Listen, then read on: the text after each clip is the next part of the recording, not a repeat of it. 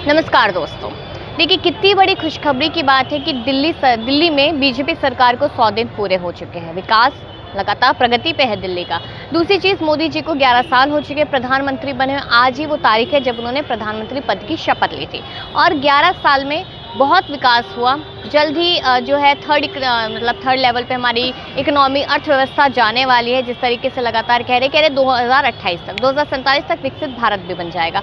और रेखा गुप्ता जो है वो कह रही है कि दिल्ली का विकास लगातार प्रगति पर है और लगातार देखा जाए तो प्रगति कंप्लीट होने वाली है, जल्द ही पूरी हो जाएगी।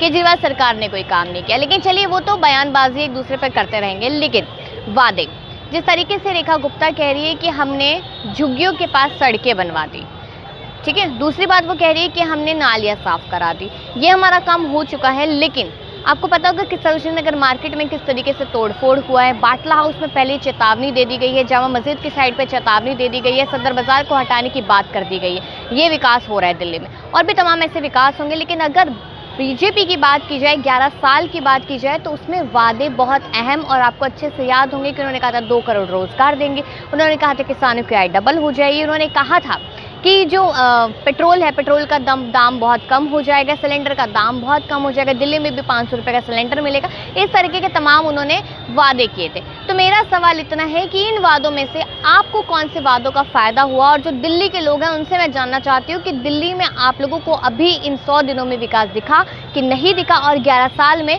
कितना हमारा विकासशील राज्य बना है या देश बना है, उसको लेकर अपनी राय दीजिएगा। और क्या आपको लगता है कि 2047 तक हम विकसित बनेंगे और 2028 तक हमारी जो अर्थव्यवस्था है वो तीसरे नंबर पे आती नजर आएगी? अपनी राय दीजिएगा।